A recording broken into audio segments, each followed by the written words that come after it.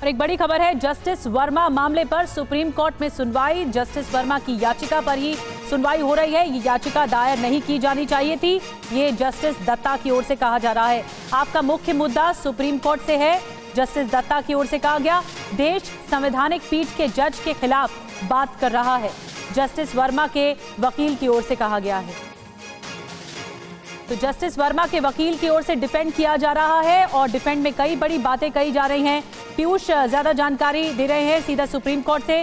पीयूष, ये मामला अपने आप में संगीन था, लेकिन जो दलीलें दी जा रही हैं जस्टिस वर्मा के वकील की तरफ से, वो क्या क्या दलील है? बिल्कुल निधि, देखिए सबसे अहम बात यह है कि कपिल सिब्बल ये कह रहे हैं कि जस्टिस यशवंत वर्मा के खिलाफ जो महाभियोग प्रस्ताव पेश किया गया है, वो पेशकश इस आधार पर की गई है कि सीजीआई ने, जो तत्कालीन सीजीआई थे संजीव खन्ना, उन्होंने एक पत्र लिखा और उसके साथ में जो कमेटी की रिपोर्ट थी, उप समिति जो बनाई थी सुप्रीम कोर्ट ने, वो रिपोर्ट सबमिट करके राष्ट्रपति और प्रधानमंत्री को भेज दी। तो इस तरीके से उन्होंने इसको प्रोवोक किया और महाभियोग प्रस्ताव स्वतः नहीं लाया गया संसद की तरफ से, बल्कि ये सिफारिश की गई सीजीआई की तरफ से और उसके आधार पर लाया गया। और इसके अलावा उन्होंने ये स्पष्ट किया कि जो फैसला है सुप्रीम कोर्ट का, जिसमें उप समिति यानी कि सब कमेटी बनाने का निर्णय दिया गया था, उसमें ये स्पष्ट है कि जो भी दस्तावेज हैं उनको सार्वजनिक नहीं किया जा सकता।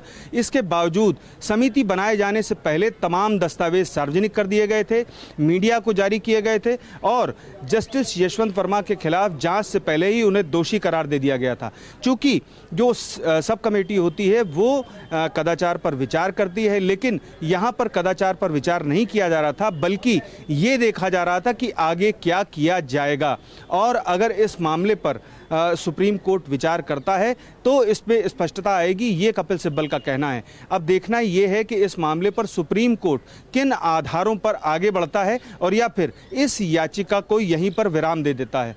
जी निधि, बिल्कुल नजर बना के रखिए पीयूष। और जस्टिस यशवंत वर्मा का ये पूरा मामला जिस पर अभी भी चल रही है सुनवाई, और एक एक बात बता रहे हैं पीयूष पांडे। शुक्रिया आपका पीयूष, जानकारी देने के लिए।